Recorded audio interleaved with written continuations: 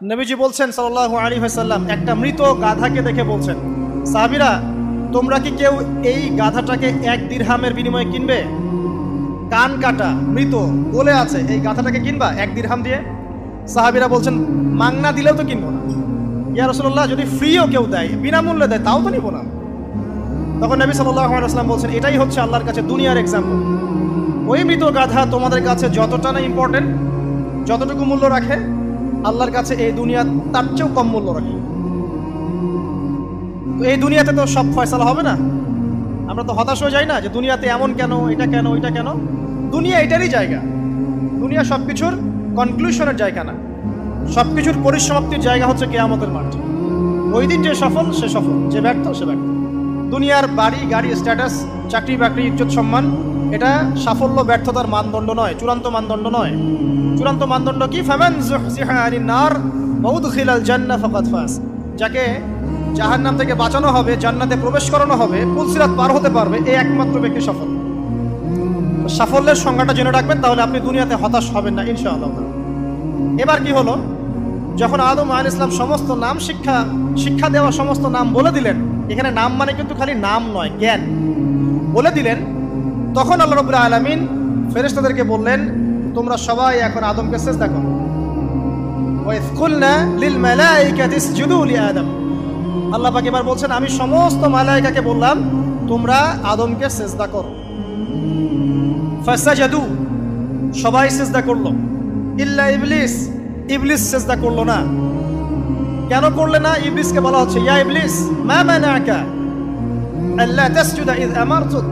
তোমাকে কে নিষেধ করলো সিজদা করতে ওই আদমকে, যাকে আমি আদেশ করেছি? কে নিষেধ করলো? তখন ইবলিস বলছে, খালাকতানি মিন নার ওয়া খালাকতাহু মিন তিন।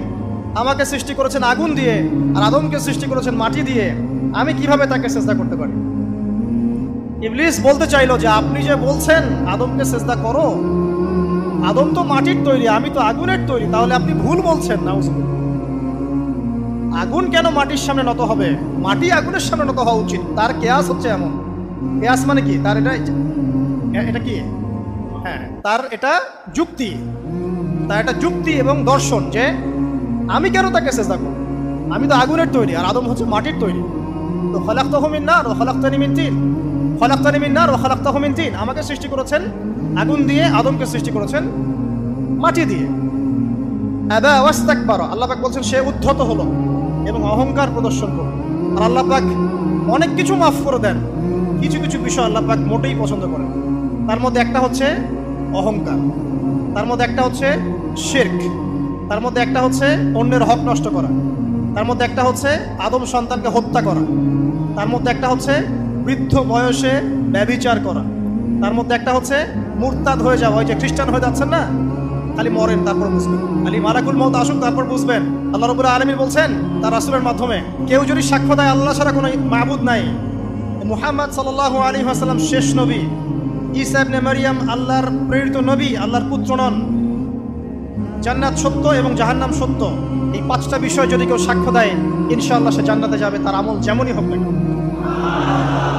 টাকার বিনিময়ে, চাকরির বিনিময়ে, সমাজসেবার নামে আর চিকিৎসার নামে ঈমান বিক্রি করে ফেললেন, সুবহানাল্লাহ, সুবহানাল্লাহ। তোমাদের এই পৃথিবীতে বেঁচে থাকার চাইতে মাটির তলে চলে যাওয়া ভালো। আবর্জনার কোনো প্রয়োজন নাই আল্লাহর এই জমিনে। এই মুসলিম উম্মার আবর্জনার কোনো প্রয়োজন নাই। এই মুসলিম উম্মার ইমানদার সাহসী তরুণ প্রজন্মের দরকার। আল্লাহ পাক কবুল করুন, আমিন। এরপরে কি হলো? ইবলিস সিজদা করলো না, আবা ওয়াস্তাকবার, সে উদ্ধত হলো এবং অহংকার প্রদর্শন করলো। এবার আল্লাহ পাক জিজ্ঞাসা করলেন, কেন করলে না? কেন করলে না? সে বলল যে আগুন দিয়ে সৃষ্টি করেছেন আমাকে, তাকে সৃষ্টি করেছেন আপনি মাটি দিয়ে, সো আপনি ভুল, আমি সঠিক, আমি কেন তাকে সিজদা করব? আল্লাহ পাক তখন আর তার প্রতি রহম করলেন না। আল্লাহ পাক তখন তাকে বলছেন, ফাখরুজ মিনহা, এখান থেকে বেরো। আল্লাহ পাক যেমন গফুর রহিম, আরহামুর রাহিমিন, ঠিক তেমনি আল্লাহ পাক শাদীদুল ইকাব, কঠিন শাস্তি দাতাও বটে। আল্লাহ পাক শুধু কি দয়াই করবেন, শাস্তি দিবেন না? দিবেন। ফাখরুজ, অপদস্থ হয়ে, লাঞ্ছিত হয়ে এখান থেকে বের হয়ে যাও।